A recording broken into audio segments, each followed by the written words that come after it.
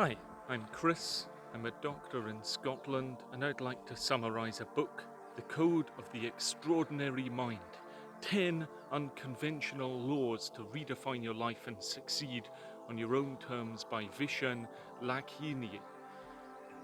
This outlines that we have more systems for taking care of our physical bodies than we do for taking care of our mind and spirits.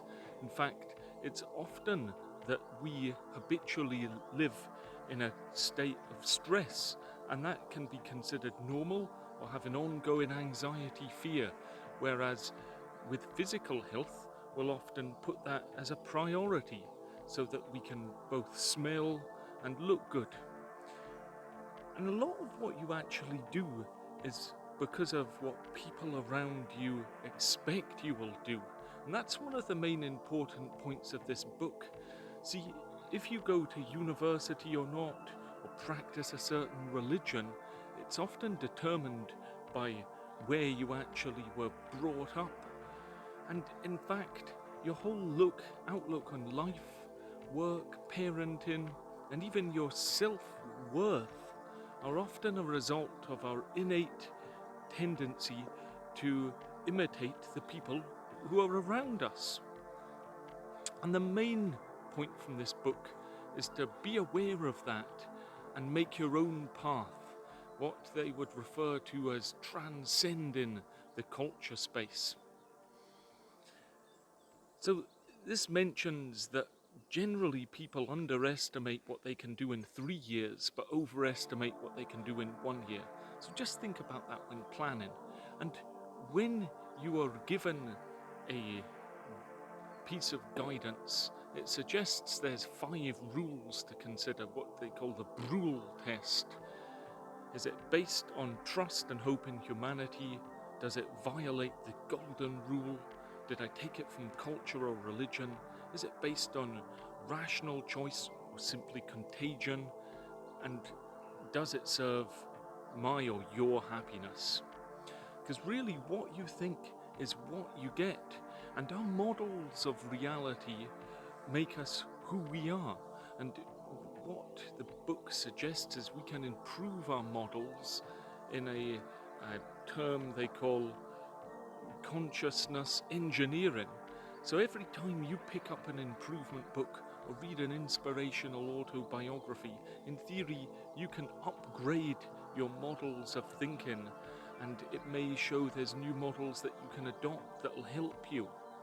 And if you can continuously do that, you can be catapulted to become an extraordinary person. Where appropriate, change your beliefs. Of course, don't change your beliefs if they're appropriate. Quite often, people may think that they're not good enough, and this often relates back to childhood.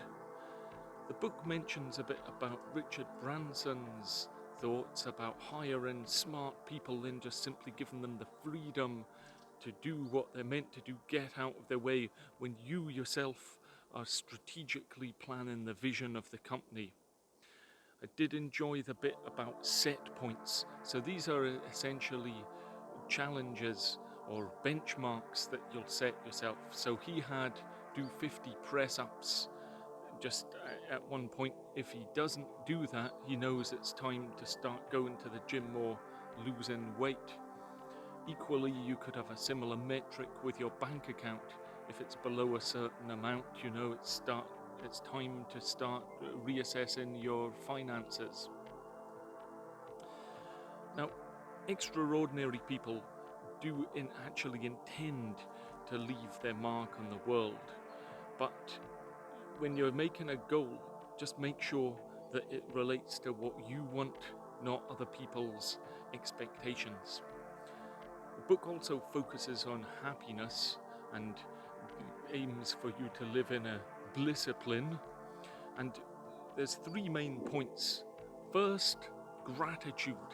And I did like this way of appreciating gratitude because most people think about where they are now and where they want to be, and they focus on that gap, and they play a never-ending chase to do more, do more, do more. And even when they get to that, the boundary is reset.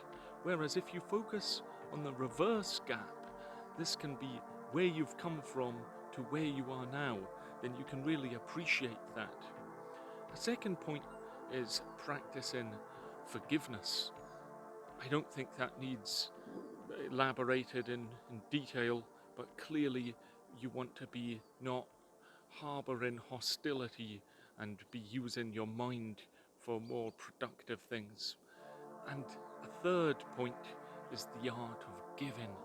Now, this is often a natural transition from gratitude to giving. I did like the quote of the Dalai Lama, and the book said that at some point he was asked, how is it possible to be happy when you're seeing so much misery and tragedy every day? And the response wasn't actually an answer, it was, but who can you help if you're unhappy? And that's very thought-provoking and an important thing to consider. Because if you're present, then you can overcome the stresses that you're dealing with. And to be present, the book recommends breathing exercises. So that's focusing on the rising and the falling of your breath whenever you're feeling tense for around 10 seconds. And that simple breathing exercise alone can draw you back to make you feel present. Generally, if you believe you're enough, that's when you'll take action. And that's when you'll go out and you'll try new things, or apply for that job you wanted, or ask for that raise because you believe you're enough. And even if you fail, you can come back. You won't take this personally because you'll know it's not you that it failed. You've tried, you're enough, you can try again. And when you know you're enough, and perhaps you weren't ready at that point, you can then go back, upskill your own methods and acquire the relevant knowledge and try again. And that's the beautiful paradox that I'll finish on. It's knowing that you're enough gives you the courage to do more, do better, and do your best. So feel free to comment, like, subscribe, and I look forward to seeing you all next time. Take care.